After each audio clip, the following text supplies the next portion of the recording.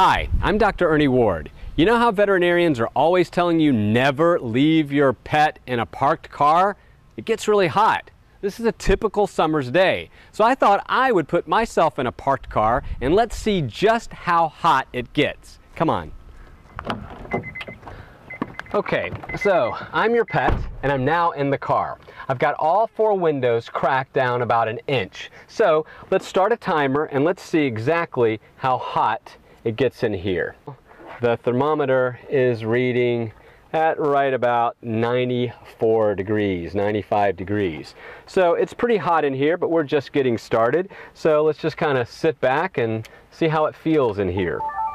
Okay, I'm at 5 minutes in. It is unbelievably hot in here. We're nearing 100 degrees already, and I can tell you that it is stifling in here. Even with all four windows cracked, there's no breeze at all. It is entirely still in here. It's oppressive. I mean, that's the best word for it. I'm 10 minutes in. I'll tell you, it is almost unbearable. At this point, the temperature is about 106 degrees. So, I mean, it's just getting to the point now where I can barely stand it.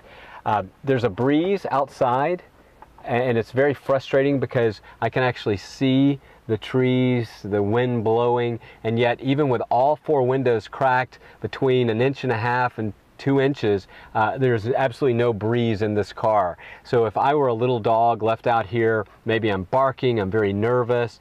I can only imagine what the core body temperature must be at this point. As I mentioned, it's 106 in here at 10 minutes in, and I'm beginning to wonder if this was a very bad idea indeed. Okay, I'm at 15 minutes now, and it's about 110 in my car.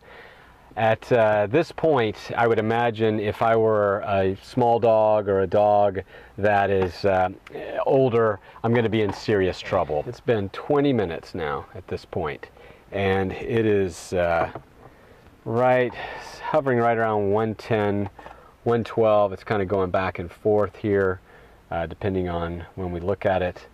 But needless to say, it's incredibly hot. 25 minutes. It's now, oh gosh, what is it? 113 degrees. It's awful. The only thought that's going through my head right now is I want out of the car. You know, it's just everything in my body is saying, get out, get out, get out. I can just feel rivulets of sweat just careening down my body. I don't know if you can tell, but I mean, I'm fully drenched now. I have sweat just completely cascading down my face and nose, my lips, and I can do that. A dog can't. A dog can't perspire. I mean, the whole point of this exercise was really to see what it feels like. What would it feel like to a dog to be stuck in a car? You know, you're helpless, you have no control over what's happening, you don't understand what's happening, you just know that your body is getting so overheated that you can be in real danger. I mean, this kills, and it's a lousy way to die. Okay, made it. 30 minutes. 30 minutes in a parked car with the windows cracked. The temperature right now is about 115, 116. Really hot. What I really wanted to set out to do was see how it felt to be left in a parked car if I were a dog. And I know what's going on. I'm in control of the situation. What I can't imagine is how helpless and frightening it would be for a dog to be left in a car not knowing when you're going to come, and slowly but surely having the energy and the life just burnt out of them by this heat. And you can make all the excuses you want. You can say it'll just be for a second. I'm going to leave the windows cracked. It's a breezy day. It's not that hot. But those excuses are meaningless unless you have sat in that car during that same time.